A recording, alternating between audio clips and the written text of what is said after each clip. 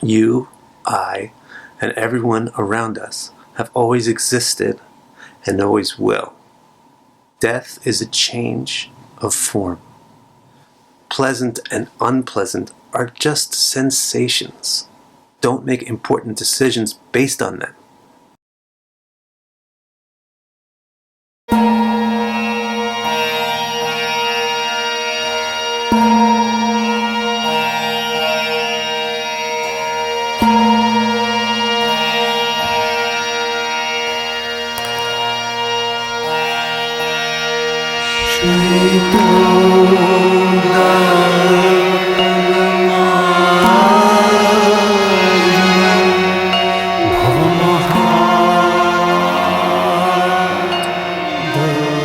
Arjuna has a big doubt. He's saying,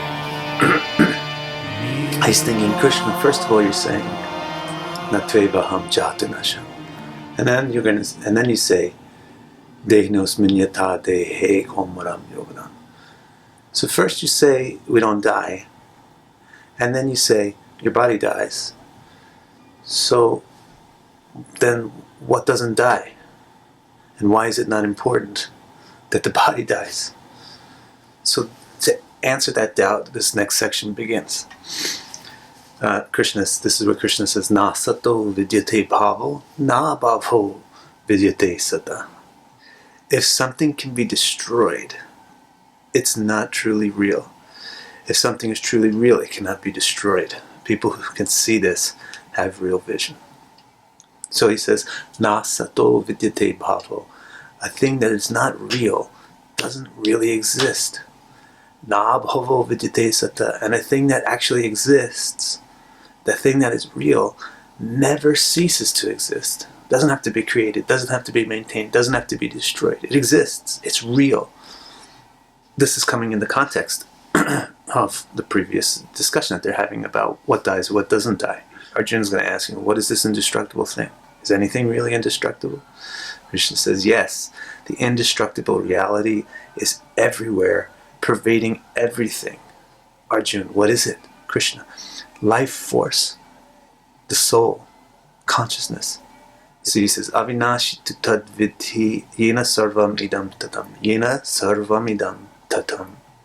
That thing which is Avinashi, the thing which can't be destroyed, is the thing that's everywhere. Sarvam idam. Everywhere here in this, everywhere in this world, everywhere in this something. You'll find out in the next verse. Everywhere in this body.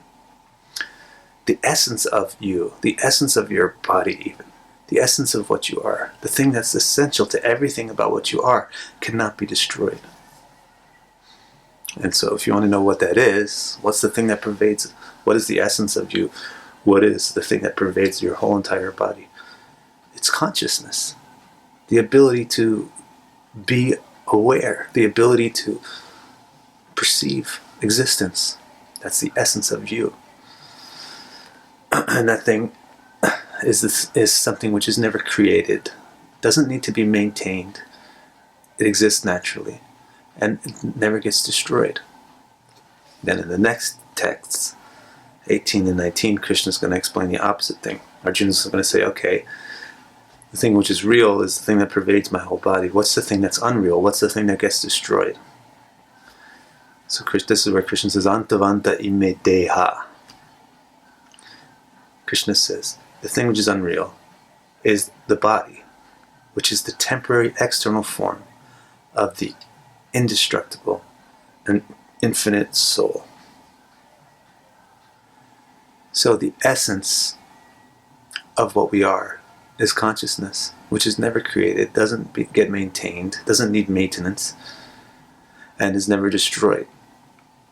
And this consciousness manifests, produces, expresses itself in many different forms through time. It changes form, looking for the one that's going to make it happy, looking for the one that's going to get it what it feels that it needs. It keeps manifesting different forms, changing forms. These forms that consciousness manifests are different. They are created, they need to be maintained, they get destroyed. But the consciousness itself, the entity that's producing these forms, is constant.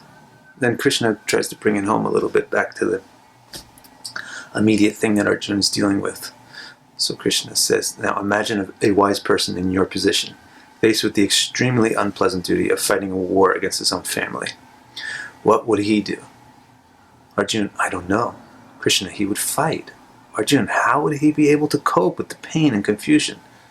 So Krishna is going to answer this question in the next text, 19. How can he fight? How can you perform your duty coping with the pain and suffering that it sometimes brings you? So Krishna, it says the next verse. Ya enam veti hantaram yaschainam manyate hatam. He knows, the wise person knows, Krishna says, I cannot be killed, nor can I kill anyone else. We are all a spiritual substance that cannot kill or be killed. So the essence that's producing the forms can't be destroyed, can't be created, and the forms which are being manifest by the essence can't be preserved. They're temporary by nature. So a wise person thinks, nobody can kill anybody else, and I certainly can't be killed. Now we get to a really interesting subsection at text 20.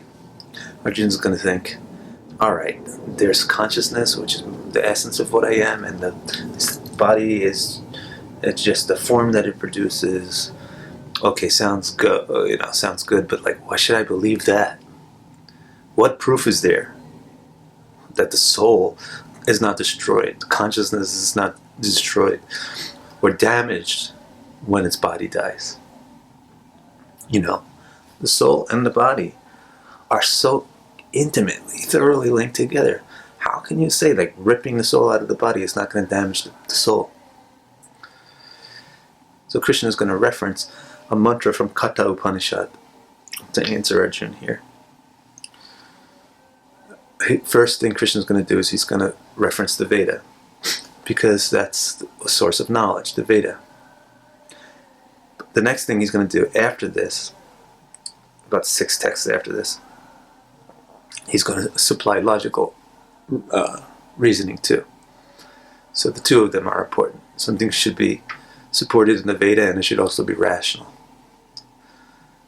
So in other words, the interpretation of the Veda can't be irrational. Okay, so Krishna says in 20, na jayate mriyate va kadachin, nayam bhutva bhavita va na bhuya, ajo nitya shashvato yang purano, na hanyate hanyamane sharire. So he quotes this, he says, never created, never destroyed. You must have heard this statement from the Upanishads. Never created, never destroyed, without past, present, or future. It is unborn, eternal, and ever-existing, and primeval. It is not killed when the body dies. So now Krishna says, my friend, a civilized person like you must have considered these statements before. As you're civilized, you must have studied the Veda. So you must know that the soul is indestructible and eternal, unborn and undying. So why do you fear that you will hurt or kill anyone? That was in the next text, 21. Now we come to text 22. Arjuna says, okay, so then what's supposed to happen to the soul when its body dies? The soul is so connected to the body. Now all of a sudden you separate it from the body. The body dies. It changes its body. What happens to this poor soul?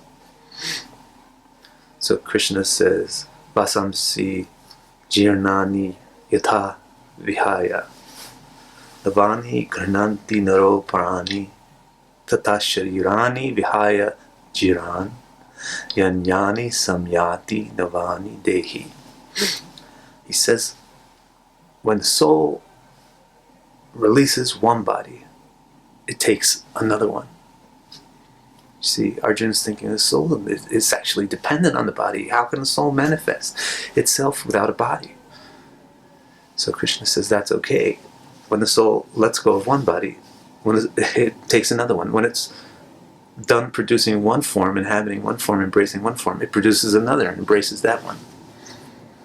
When the soul releases one body, it takes another, just like you get new clothes to replace old ones that have worn out.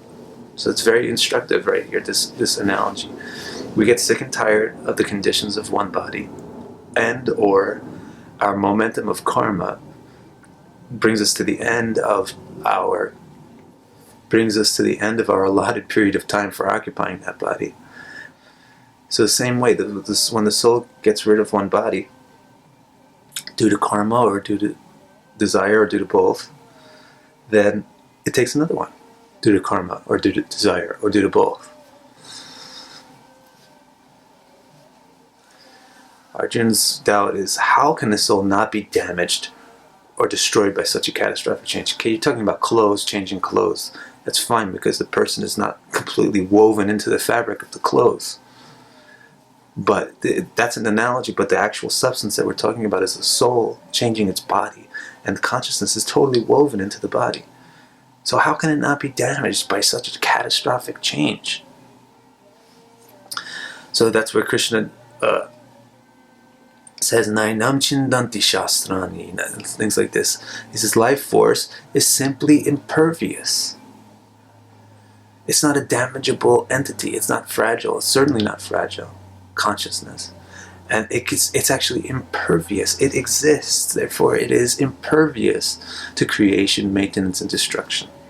So Krishna says here in this 23, life force is simply impervious. You cannot cut it with a blade. You cannot burn it with flame. You cannot dissolve it in water, nor erode it with the wind. Unbreakable, unburnable, insoluble, unerodable life force pervades everything and is everlasting, immovable, and eternally independent.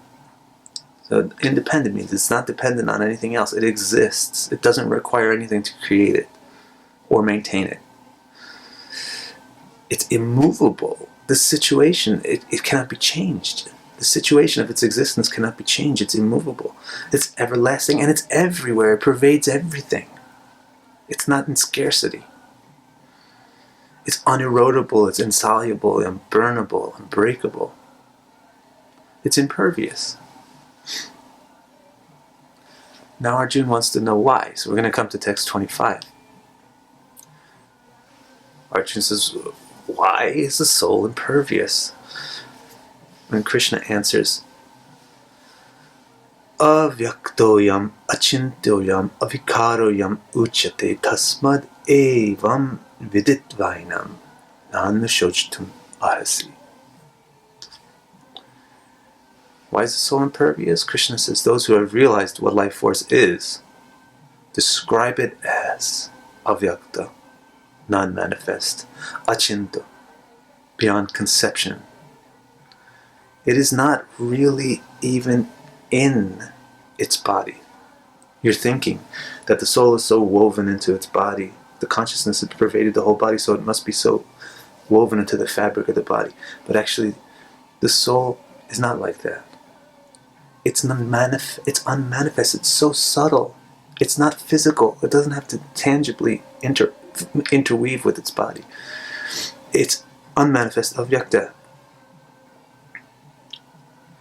And beyond conception, it's achinta. It doesn't have to follow the principles of physics and whatnot that other things do. This is achinta. It is not really even in its body. It is beyond. That is why it is impervious to anything affecting the body. So you should not let death cause you to lament so deeply that you abandon your duties. Yes, you lament by death. Everybody, it's natural. We lament about death. But not so deeply that we want to kill ourselves. Not so deeply that we want to give up everything. Not so deeply that we get thrown into a depression that makes us abandon our responsibilities and duties. Okay, so that's the end of this subsection where Krishna is referencing the Vedic concept of things to explain to Arjuna that the soul is not damaged when the body dies. Next section, Arjuna is going to say, what if I don't believe in the Vedas? So we'll do that next. Hare Krishna. Hope you enjoyed looking deeply into this section of Bhagavad-gita. If you want more details, definitely please get a copy of my book, A Simple Gita.